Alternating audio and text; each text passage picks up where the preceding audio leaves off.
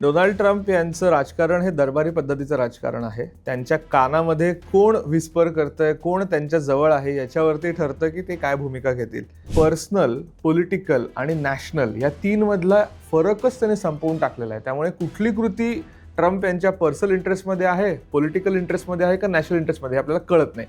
इराणला तुम्ही पैसे द्यावे लागणं त्या तिकडनं जाण्यासाठी, आणि ते नुसते इराणला पण जात नाहीत, ते पैसे जातात IRGC म्हणजे इस्लामिक रेव्होल्युशनरी गार्ड कोर, ही जी त्यांची सगळ्यात जास्त आयडिओलॉजिकल आणि मिलिटंट ऑर्गनायझेशन आहे, तिकडे जर पैसा जात असेल तर याचा अर्थ तो पैसा पुन्हा एकदा डिस्टॅबिलायझेशनसाठी वापरला जाणार.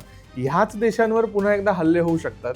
त्यामुळे तेच अमेरिकेवरती प्रेशर टाकतायत की तुम्ही हे काहीतरी पॉलिटिकल डील करा आणि हे नीट ओपन करा. पाकिस्तान हा एकच देश आहे जो एकाच वेळेला अमेरिकेच्या सिएटो आणि सेंटो ह्या दोन लष्करी करारांमध्ये होता शीतयुद्धाच्या काळात, आणि त्याच वेळेला तो चीनशी संबंध ठेवून होता. आणि इराणला लक्षात आलंय आता की अमेरिकेचं आपण नाक दाबलेलं आहे, त्यामुळे मग अमेरिकेला काहीतरी मार्ग काढावा लागेल याच्यामधनं. अमेरिकेचे अध्यक्ष भारताला नरक म्हणतात आणि दुसऱ्याच दिवशी त्यांच्यावरती त्यांच्याच व्हाईट हाऊसमध्ये किंवा व्हाईट हाऊसच्या कार्यक्रमात हल्ल्याचा प्रयत्न होतो. इतकी वाईट अवस्था अमेरिकेत का आहे?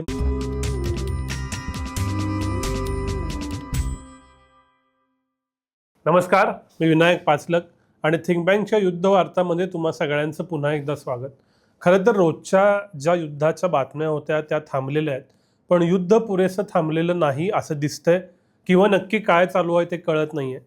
तीन प्रश्न आत्ता आहेत. एक, युद्धाचं नक्की काय चालू आहे, अमेरिकेचं नक्की काय चालू आहे, आणि डोनाल्ड ट्रम्प यांचं नक्की काय चालू आहे. कारण त्यांनी भारताबद्दल काही वेगवेगळी वक्तव्य केली जी अत्यंत भारतीयांसाठी कदाचित दुखावणारी होती, आणि त्यांच्यावरती हल्ल्याचा प्रयत्न नंतर दुसऱ्याच दिवशी झाला. त्यामुळे जे ते भारताबद्दल म्हणत होते ती परिस्थिती भारतात नव्हे तर अमेरिकेतच आहे काय, अशी चर्चा आता कालपासून समाज माध्यमात रंगली आहे. या सगळ्या गोष्टी समजून घेण्यासाठी पुन्हा एकदा मी बोलणार आहे डॉक्टर संकल्प गुर्जर यांच्याशी. संकल्प, स्वागत आहे पुन्हा एकदा. आणि हेच तीन प्रश्न आहेत, क्रमाक्रमानं घेऊ. अमेरिकेत नक्की काय चालू आहे? युद्धावरून, ट्रम्पवरून काही काही माणसांना काढलं जातंय, काय घडतंय? अमेरिकेत सध्या आपण म्हणूया की खूप खळबळजनक परिस्थिती आहे. कुठल्या अर्थाने? समाज या स्तरावरती नाही आहे, सरकार या स्तरावर आहे. कशामुळे आहे तर डोनाल्ड ट्रम्प यांचं व्यक्तिमत्व हे अत्यंत स्वार्थी, विधिनिषेध शून्य आणि कोणत्याही संकेताला न मानणारं असं ते व्यक्तिमत्व आहे.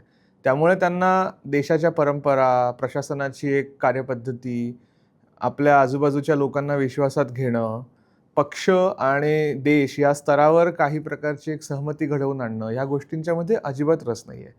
त्यांचा खरं सांगायचं तर हेतू हा की मी, माझी सत्ता, माझं कुटुंब आणि माझे पैसे याच्या भोवती त्यांचं विश्व फिरतं. त्यामुळे त्यांच्या प्रत्येक कृतीकडे बघताना हा आपल्याला संदर्भ समोर ठेवायला लागतो.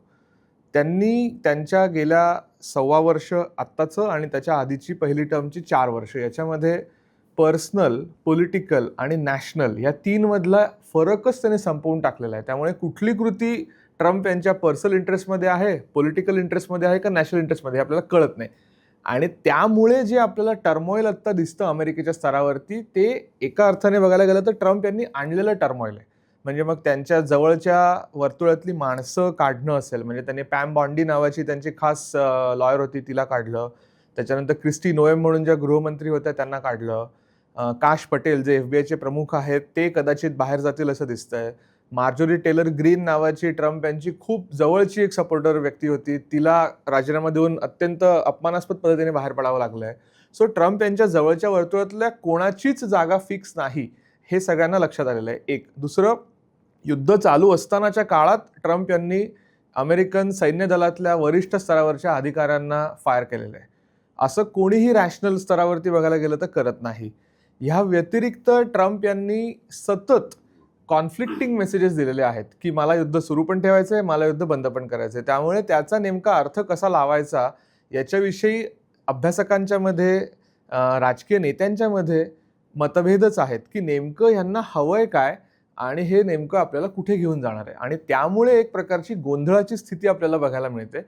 आणि त्या गोंधळामध्ये होतंय काय तर काल जसा तो हल्ला झाला ट्रम्प यांच्यावरती, व्हाईट हाऊस कॉरेस्पॉन्डंट्स डिनर खूप महत्त्वाची घटना असते व्हाईट हाऊसच्या कॅलेंडरमधली, की जे माध्यमांचे प्रतिनिधी व्हाईट हाऊस कव्हर करतात त्यांच्या बरोबरीने एक ते डिनर ऑर्गनाईज केलं जातं. आणि त्या डिनरमध्ये ट्रम्प यांनी बरीच वर्षामध्ये त्यांनी हे केलं होतं की त्यांना ते आवडत नाही, कारण तिथे मजा उडवली जाते, रेवडी उडवली जाते, एक प्रकारे उपहासात्मक एक कॉमेडियन एखादा छान तिथे येतो.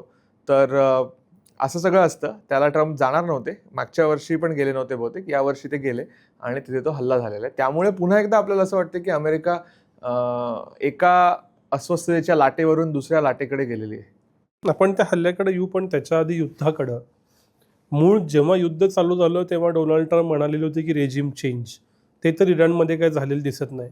मग ते आलं की स्ट्रेट ऑफ हॉर्मूज खुली करणे, जी ॲक्च्युली युद्धाआधी खुली होती.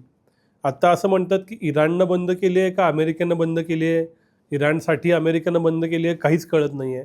बाहेरून बघताना असं दिसतं की ती स्ट्रेट ऑफ हॉर्मूज तरी बंद आहे. नक्की युद्धाचं काय चाललं आहे, युद्ध चालू आहे का बंद आहे, काहीच कळत नाही. युद्ध आत्ता पॉज अशा अवस्थेमध्ये आहे. नो वॉर नो पीस असं आपल्याला या परिस्थितीचं वर्णन करता येईल. अमेरिकेची इच्छा आत्ता नाहीये की युद्ध पुन्हा सुरू करावं. इराणलाही लक्षात आलंय की आपल्याला पुन्हा युद्ध केल्यावरती नुकसानच आहे. त्यामुळे दोन्ही बाजूंना आता युद्ध सुरू करण्याविषयीचा उत्साह नाही हे दिसतंय. दोन्ही बाजू नाहीतर काही ना काहीतरी करून म्हणजे ते ज्याला आपण म्हणूया ब्रिंकपर्यंत नेतात. म्हणजे आपलं रेटरिक असं पुढे पुढे पुढे पुढे नेतात आणि असं वाटतं युद्ध सुरू होणार परत आणि ते थांबतंय. तर हे क्लिअर आहे की दोन्ही बाजू मॅक्झिमलिस्ट पोझिशन्स घेऊन बसलेले आहेत की आम्हाला सगळंच हवं आहे, जास्तीत जास्त आम्हाला यातनं फायदा करून घ्यायचा आहे, पण युद्ध सुरू करायचं नाहीये हे दिसतंय. युद्ध सुरू न करण्यामागचं अमेरिकेची कारणं दोन आहेत आत्ता. एक म्हणजे ट्रम्प यांना लक्षात आलंय की आपल्याला हवी ती उद्दिष्ट तर साध्य करता येत नाहीयेत. दुसरं, इराण कोसळत तर नाहीच आहे, पण अमेरिकेचं नुकसान खूप जास्त होतंय. म्हणजे सुरुवातीला आपण जे बोललो होतो की अमेरिकेच्या बेसिसवरती जे इराणने हल्ले केले होते युद्धाच्या पहिल्या आठवड्यामध्ये, त्याचं कालच बातमी आली आहे की अमेरिकेने जेवढं बाहेर सांगितलं त्यापेक्षा त्याचं नुकसान खूप जास्त डीप झालेलं आहे. सो मच सो की ते नुकसान भरून काढायला म्हणजे त्यांची रेडार स्टेशन्स असतील, त्यांचे सर्व्हेलन्स सिस्टम्स असतील, त्या बेसिसवरची एकूण जी हे केलेली होती अटॅक्स, तर बिलियन्स ऑफ डॉलर्सचं नुकसान इराणच्या सुरुवातीच्या हल्ल्यांमध्ये झालेलं आहे. आणि त्या व्यतिरिक्त अमेरिकेने जो आपला शस्त्रसाठा संपवला युद्धामध्ये, तर तो भरून काढायला सुद्धा वेळ लागणार आहे. त्याहीमुळे अमेरिकेला युद्धाची एक प्रकारे सध्या तरी नको आहे अशा अवस्थेत गेलेलं आहे. त्याच्या बरोबरीने युद्धाचे होणारे जागतिक अर्थव्यवस्थेवरचे परिणाम आणि अमेरिकन अर्थव्यवस्थेचे परिणाम हा पण एक महत्त्वाचा मुद्दा कायमच समोर आलेला आहे. ट्रम्प यांना लक्षात येत आहे की अमेरिका नेट एनर्जी एक्सपोर्टर आहे खरं पाहायला गेलं तर. जगामध्ये अमेरिका जगातला सगळ्यात मोठा तेल आणि गॅसचा आत्ता उत्पादक देश आहे. तरी सुद्धा अमेरिकेमध्ये तेलाच्या आणि गॅसच्या किमती वाढलेल्या आहेत. अमेरिकेतली महागाई गेल्या 2 वर्षात नव्हती इतकी जास्त आता वाढलेली आहे आणि पुढच्या 6 महिन्यात निवडणुका आहेत. त्यामुळे सुद्धा युद्ध नको आहे. शेवटचा मुद्दा स्ट्रेट ऑफ हॉर्मूजचा. तर दोन्ही बाजू म्हणतायत की आम्ही स्ट्रेट ऑफ हॉर्मूज बंद केलेली आहे. इराण म्हणते की आम्ही ओपन पण केली होती, परत म्हणते बंद केलं आहे. ट्रम्प म्हणतात की आम्ही इराणच्या बंदरांची नाकेबंदी केली आहे आणि स्ट्रेट ऑफ हॉर्मूजच्या बाहेरून आम्ही ती बंद केली आहे. तर खरं सांगायचं तर याच्याविषयीचं क्लिअर पिक्चर रोज बदलत आहे. त्यामुळे काहीच आपल्याला अंदाज बांधता येत नाहीये. एक गमतीदार किंवा सिरियस पण गमतीदार अशी गोष्ट सांगतो की असा एक परवा मॅप आला होता की इराणची जी तेल आणि गॅस घेऊन जाणारी जहाजं आहेत ती कशी जात आहेत. तर आंतरराष्ट्रीय कायद्यामध्ये असं असतं की किनारपट्टीपासूनचे जे 12 नॉटिकल माइल्स असतात तो तुमचा नॅशनल टेरिटरीज ती मानली जाते.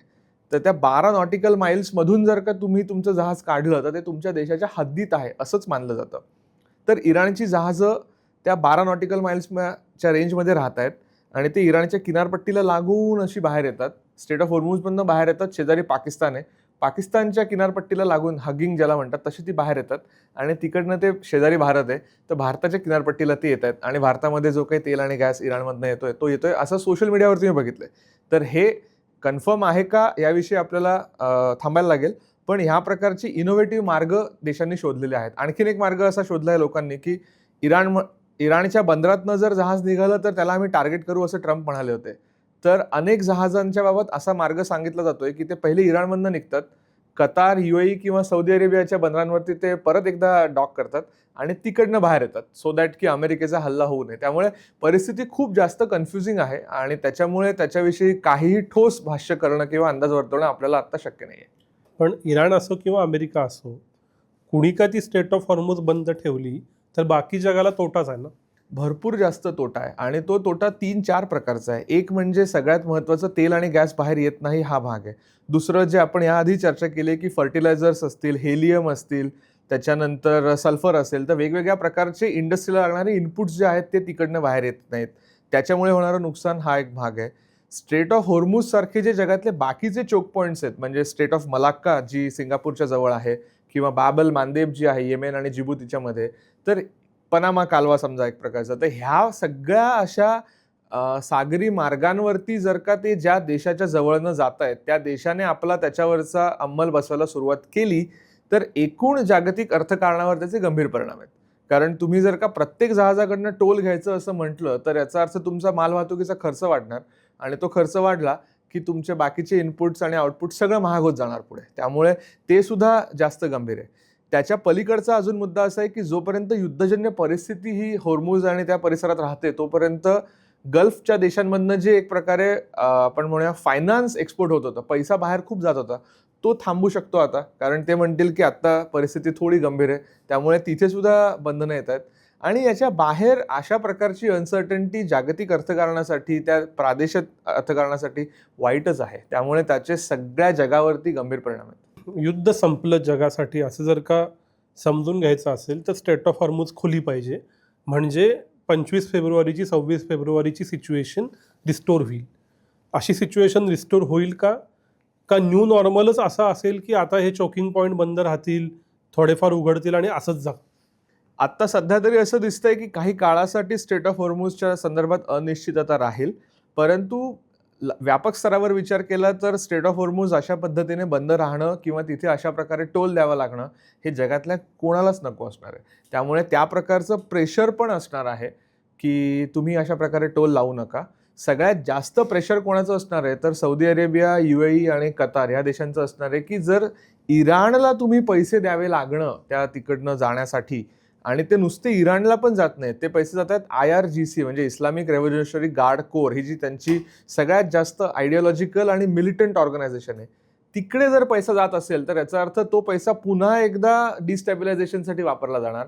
ह्याच देशांवर पुन्हा एकदा हल्ले होऊ शकतात.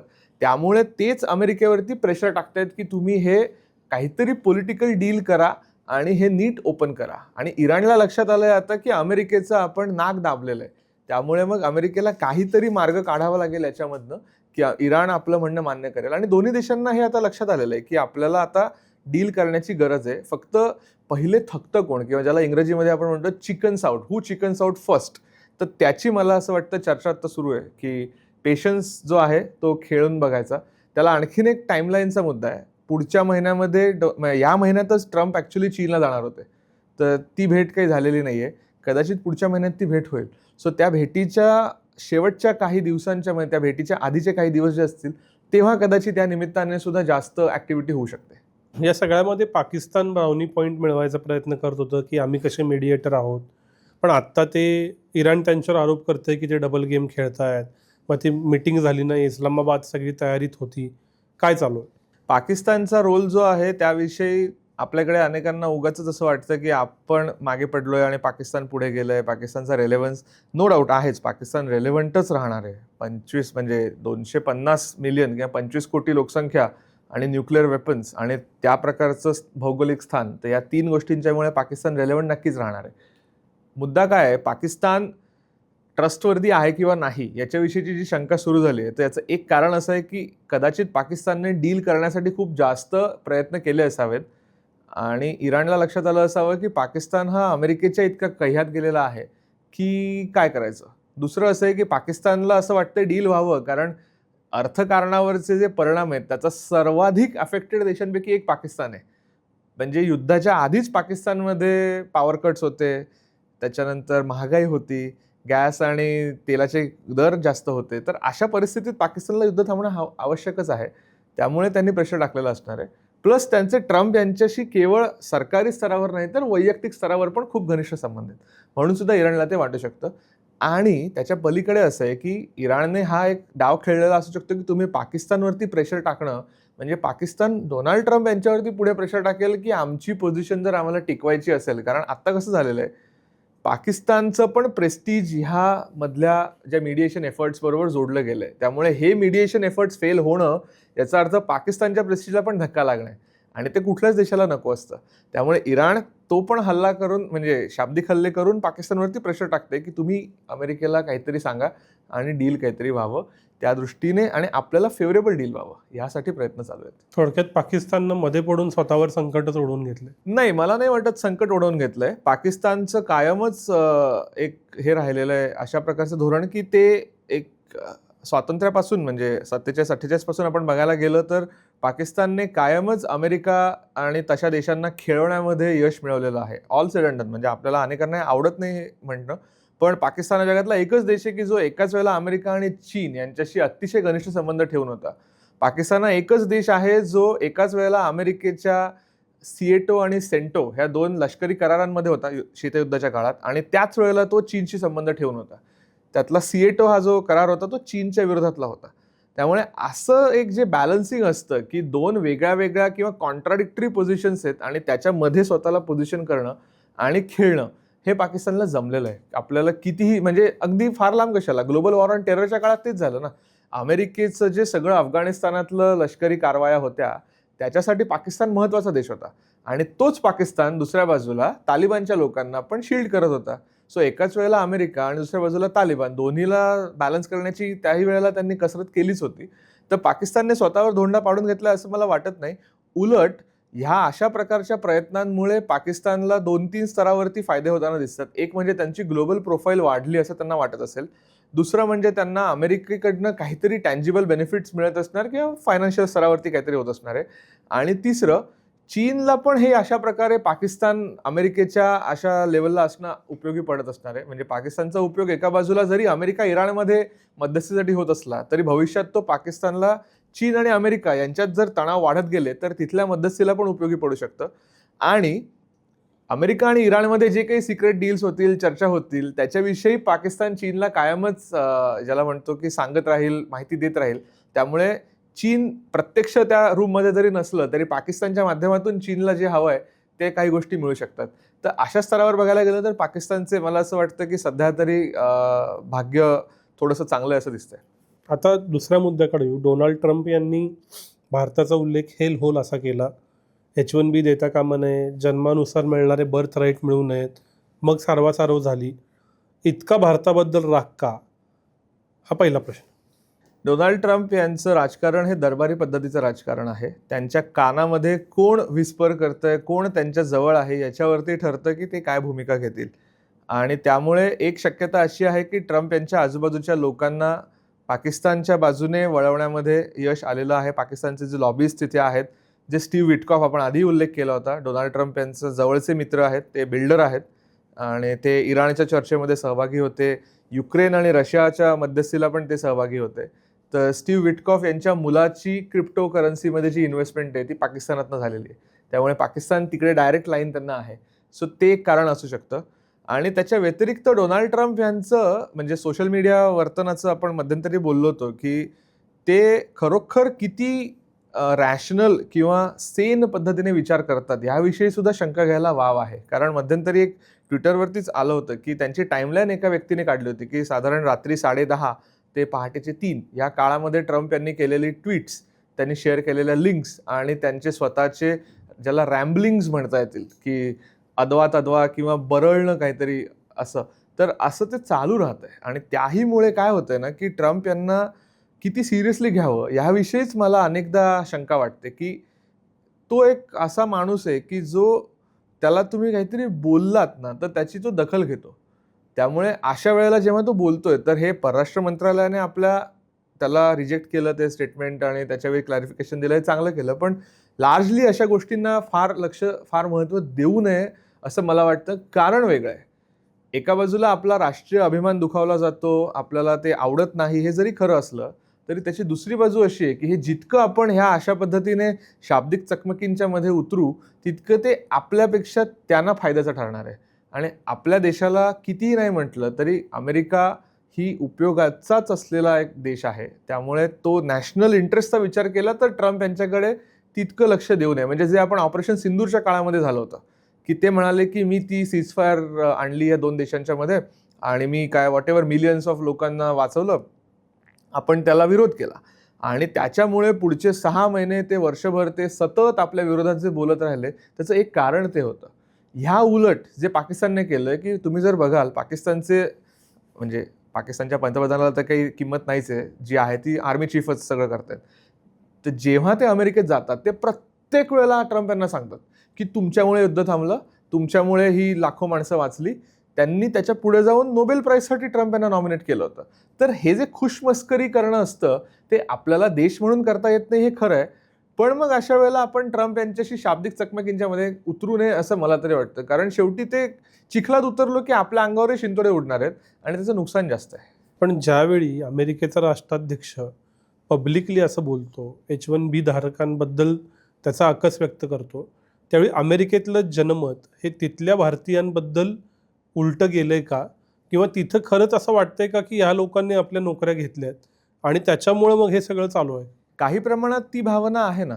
ती ह्या प्रकारची भावना फक्त भारतीयांच्या विरोधात नाहीये, तर ती एकूणच जे बाहेरून आलेले म्हणजे बाहेरून आलेले असं म्हणूया आपण, कारण अख्खी अमेरिकाच बाहेरून आलेल्या देशातल्या लोकांनी वसवलेली आहे. तर बाहेरून आलेल्यांच्या विषयीची ती स्थलांतरितांच्या विषयीची भावना अमेरिकी समाजाच्या एका गटामध्ये ती खूप जास्त खोलवर गेलेली आहे आणि त्याच गटाने ट्रम्प यांना पुढे आणलेलं आहे. त्यांना असं वाटतंय की 2 कारणं. एक म्हणजे आपल्या देशातले उद्योगधंदे बाहेर गेले ग्लोबलायझेशनमुळे. चीनमध्ये गेले, व्हिएतनामला गेले, मेक्सिकोला गेले.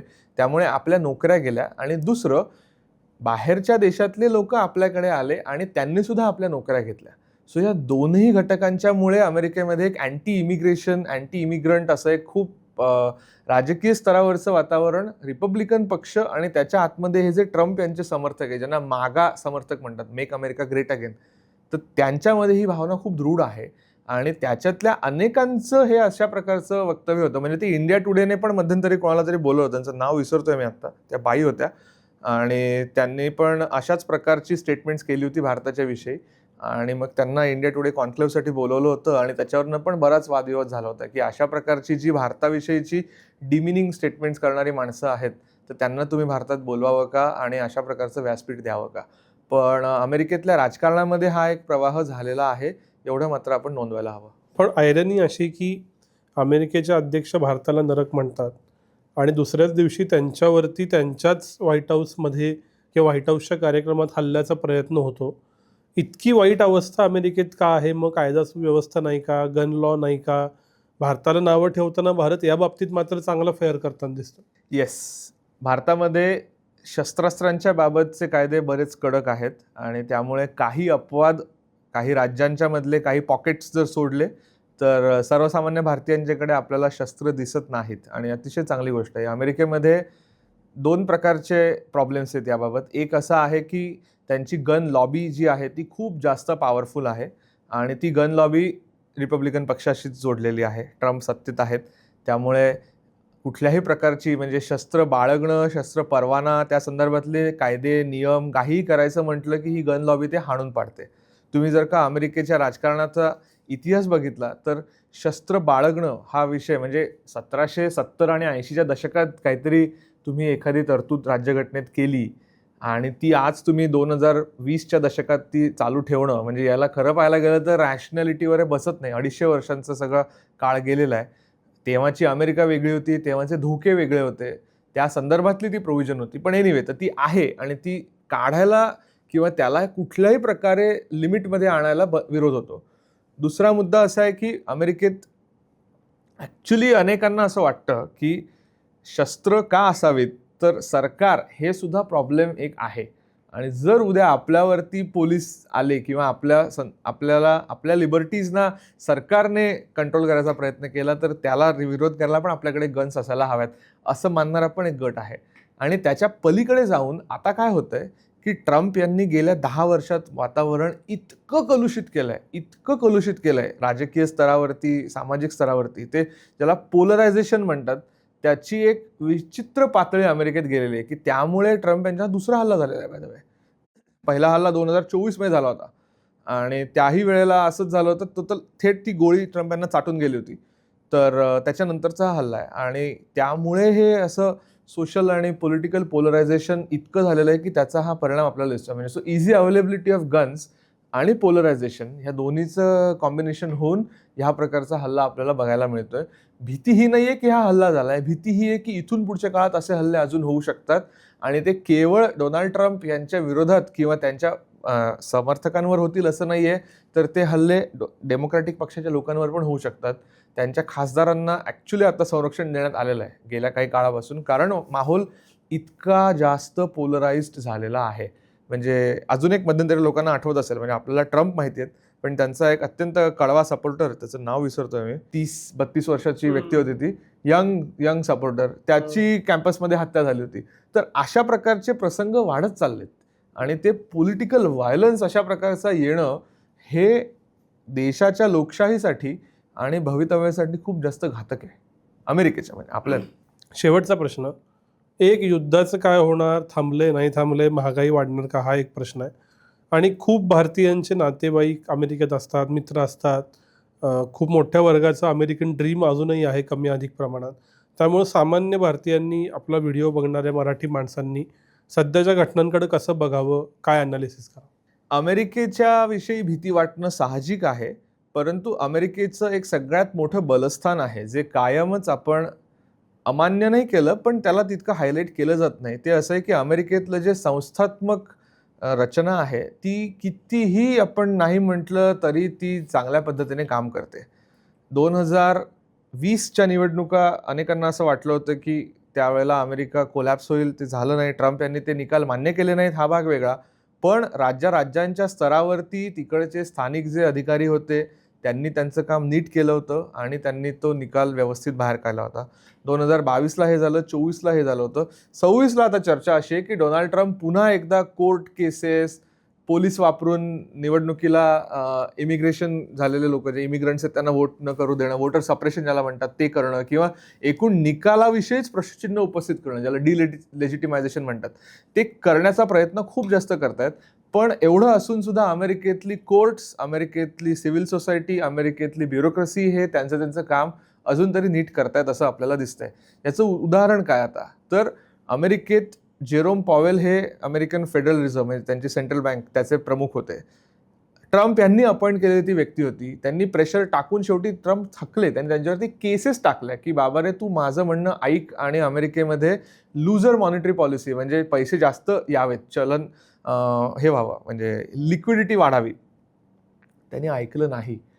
आता ते अशा स्टेजला गेलं की जेरोम पॉवेल यांचा जो उत्तराधिकारी आहे तो ट्रम्प यांचा खास माणूस आहे, पण तो सुद्धा सत्ता किंवा त्याच्या जागी जाऊ नाही शकत जोपर्यंत जेरोम पॉवेल बाहेर नाही पडत. आणि जेरोम पॉवेल बाहेर का नाही पडू शकत, तर त्यांच्यावरती ज्या केसेस टाकलेल्या होत्या त्याच्यामुळे ते बाहेर नाही पडू शकत. सो ॲक्च्युली ट्रम्प ॲडमिनिस्ट्रेशनला आता डील करायला लागलेलं आहे की या केसेस आम्ही मागे घेतोय आणि आमच्या माणसाला येऊ द्या पुढे. सांगायचा मुद्दा काय तर की ट्रम्प यांनी कितीही प्रयत्न केला तरी अमेरिकेचं संस्थात्मक जाळं अजून सुद्धा पुरेसं काम करताना दिसतंय. अमेरिकेचा मीडिया कितीही पोलराइज असला तरी व्यवस्थित बातम्या देत आहे. अजूनही त्याच्याविषयी आपल्याला आदर वाटावा अशा प्रकारचं त्यांचं सगळं एक स्ट्रक्चर आहे आणि त्यामुळे फार घाबरून जाऊ नये असं मला वाटतं. प्रत्येक राज्यातली परिस्थिती वेगळी आहे हेही मला मान्य आहे. त्यामुळे मिशिगन सारख्या राज्यात जिथे मध्यंतरी इतका सगळा हायदोस त्यांनी घातला होता, आईस म्हणून जे त्यांची एजन्सी आहे, इमिग्रेशन आणि कस्टम आणि हे कंट्रोल करणारे, तर अशा वेळेला सावधगिरी बाळगायला हवी. पण अनाठाई भीती मनात बाळगू नये. अमेरिकेच्या राजकारणामध्ये त्यांचं संस्थात्मक यंत्रणेचं जाळं हे नेहमीच एक प्रकारचं बफर आहे आणि त्यामुळे नागरिकांनी इथून जाताना सावधगिरी घ्यावी, नियम पाळावेत तिकडचे, पण स्वतःला फार भीतीच्या वातावरणात ठेवू नये. आणि इथली लोक युद्धाच्या इम्पॅक्टमुळे जी प्रश्नचिन्ह, आता त्याच्याविषयी मात्र अडचणी आहेत. कारण युद्ध जरी संपलं तरी जे त्यांना आपण मागेही म्हटलं त्यानुसार की तेलाच्या म्हणजे ऑइल रिफायनरीजवर हल्ले असतील, गॅस सप्लाय जो डिस्टर्ब झालेला आहे ते असेल, तर त्यामुळे साधारणतः पुढचे 6 महिने ते वर्षभर हे सगळं नॉर्मलाइज व्हायला जाईल असं मानलं जात आहे. आणि नॉर्मलाइज होणं इथून पुढच्या काळात याचा अर्थ काय, हा पण एक मुद्दा खरं तर बघायला पाहिजे. पण एक सिल्वर लाईन किंवा ज्याला एक चांगली गोष्ट ती सांगतो की आता काल का परवाच IMFचं रिवाइज्ड एस्टिमेट्स आलेत ग्लोबल इकॉनॉमीसाठीचे आणि एवढं सगळं अनस्टेबल होऊन सुद्धा त्यांनी ग्लोबल इकॉनॉमीचे एस्टिमेट्स सेम ठेवलेले आहेत. IMFला असं वाटतंय की अजून सुद्धा अर्थव्यवस्था डिस्टर्ब झालेली असली तरी सुद्धा पुढे ती चांगली जात राहील, वाढत राहील. त्यामुळे नागरिकांच्या स्तरावरती अडचणी आहेत, त्या डील करायला आपल्याला प्रत्येकाला काहीतरी मार्ग शोधावे लागणार आहेत. आपल्या सरकारला आपल्याला काहीतरी फीडबॅक देणं आणि त्यांच्याकडनं कामं करवून घेणं हा एक मुद्दा आहे. पण जागतिक स्तरावरती परिस्थिती समजतो आपण तितकी गंभीर नाही असं IMFच्या एस्टिमेट्सवरनं वाटतंय. हे सांगतानाच दक्षिण Korea, Japan, Thailand, Philippines, Bharat हे सगळे जे श्रीलंका यांच्यावरचं जे इम्पॅक्ट आहे, एनर्जी क्रायसिसचा इम्पॅक्ट आहे, तो आहे. आणि त्याला जोडून आणखीन एक रिॲलिटी आहे. ती अशी आहे की पॉवर कन्झम्पशन आपलं खूप वाढलेलं आहे. म्हणजे आता परवाच देशातलं सर्वाधिक उच्चांक गाठला गेला आहे पॉवर कन्झम्पशनचा. सो ज्या प्रमाणात आपला पॉवर युटिलिटी वाढत जाईल, पॉवर कन्झम्पशन वाढेल, त्या प्रमाणात ऊर्जेची साधनं लागणार आहेत. आणि त्यामुळे हा क्रायसिस ही सुद्धा एक संधी आहे की ह्या देशातलं तेल आणि गॅस याच्यावरचं अवलंबित्व कमी करणं आणि इतर स्रोतांच्याकडे जाणं आणि एकूणच डायव्हर्सिफिकेशन जे असतं एनर्जी सोर्सेसचं आणि एनर्जीसाठीच्या कंट्रीजचं, म्हणजे कुठलाही एक सोर्स एका देशाकडनं फार आणू नये. तर ही संधी एक प्रकारे सरकारच्या स्तरावरती आहे. सरकार त्याचा फायदा घेईल का हे आपल्याला पाहावं लागेल. संकल्प, खूप खूप आभार. नेहमीप्रमाणे कॉम्प्लेक्स सिच्युएशन आम्हाला सोप्या भाषेत समजून घेता आली. पुढं काय होतं ते बघूया, त्यानुसार परत बोलू, पण इथंच थांबूया. धन्यवाद.